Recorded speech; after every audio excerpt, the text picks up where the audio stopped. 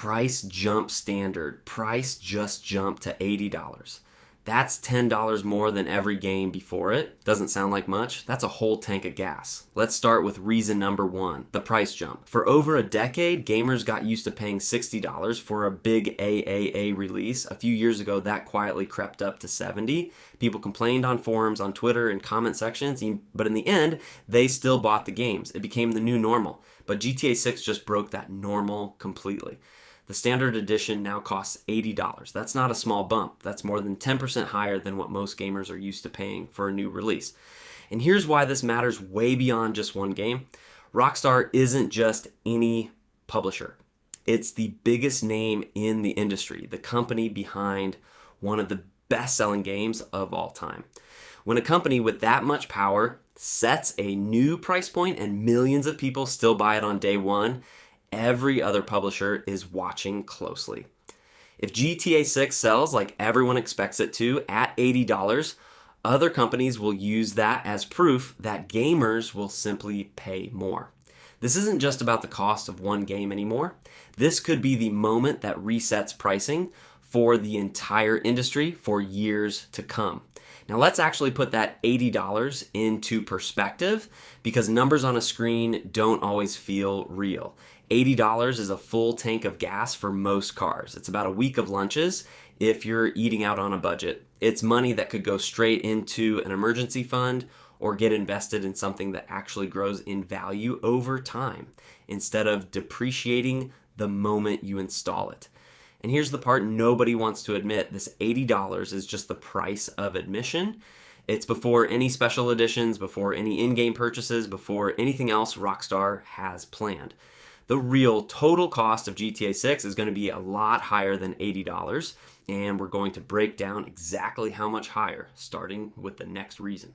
Now let's move to reason number two, the ultimate trap. Once you decide you're buying GTA 6, Rockstar doesn't just offer you one option. They offer you the standard edition for $80, and right next to it, the ultimate edition for $100. And suddenly, that $80 price you were already uncomfortable with doesn't even matter anymore, because now you're comparing it to something more expensive. This is a classic pricing trick used by almost every major company. It's called the decoy effect. When you see a cheaper option next to a more expensive one, the cheaper one suddenly feels like the smart choice, even if you never actually needed the extra content in the first place. Think about what you're actually getting for that extra $20. Usually it's things like exclusive vehicles, cosmetic items, maybe some in-game currency to spend in GTA Online. None of it is necessary to enjoy the game. None of it changes the story, the gameplay, or how much fun you have. It's just extra stuff designed to make you feel like you're missing out if you don't buy it. And this is where FOMO kicks in, the fear of missing out. You start thinking, what if everyone else has the cool car and I don't?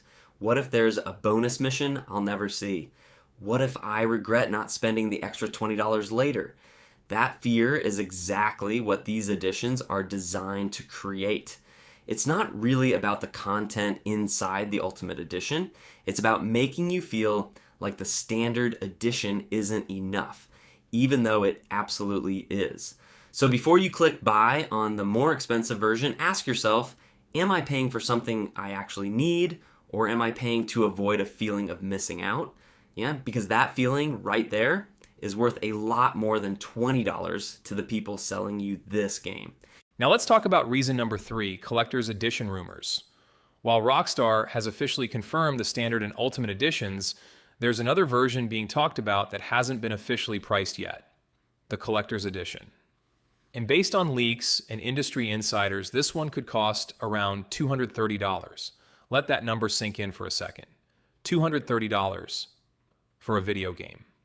Now, technically, you're not just getting the game itself. Collector's editions usually come with physical items, maybe a steelbook case, a figurine of one of the characters, a map of the game's world, some art prints, things like that. On paper, it sounds like a lot of value. But here's the question nobody asks before buying one. What actually happens to these items after the excitement wears off? The figurine sits on a shelf collecting dust. The steelbook case goes into a drawer because most people don't even own physical game cases anymore. The art book gets flipped through once and then forgotten. Meanwhile, the actual game, the thing you're going to spend hundreds of hours playing, is exactly the same as the standard edition. You're not getting a better game. You're not getting extra levels or extra story content. You're paying nearly 3 times the base price for collectible plastic and paper. And this is exactly how limited collector's editions are designed to work. They create urgency by being limited in quantity, they trigger your desire to own something exclusive that not everyone else has, and they make the price feel justified because you're told it's a collector's item that might even be worth more someday. But let's be honest, most of these editions don't appreciate in value, they just sit in a box. So before you consider spending $230 on a collector's edition, ask yourself honestly, am I buying this because I'll actually use it or because I don't want to feel like I missed out on something limited? Now let's get into reason number 4, GTA Online microtransactions. If you played GTA 5, you already know exactly where this is going.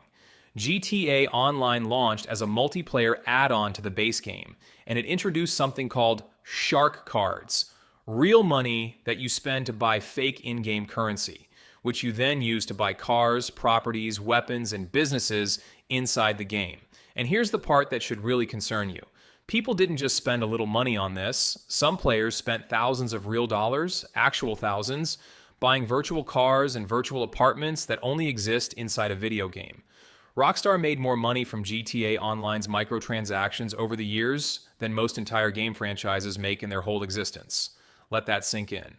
A single online mode built around convincing players to spend real money on pixels became one of the most profitable systems in gaming history.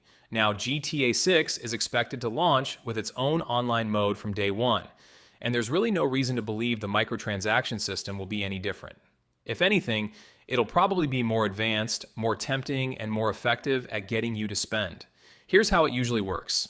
The game is designed so that earning things the free way, just by playing, takes a long time. Grinding for hours to afford a car or a property.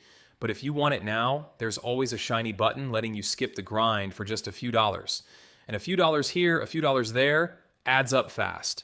Before you know it, you've spent more on virtual items than you spent on the actual game itself.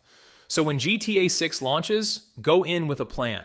Set a hard limit for what you're willing to spend on top of the game price, and stick to it before the game has a chance to make that decision for you.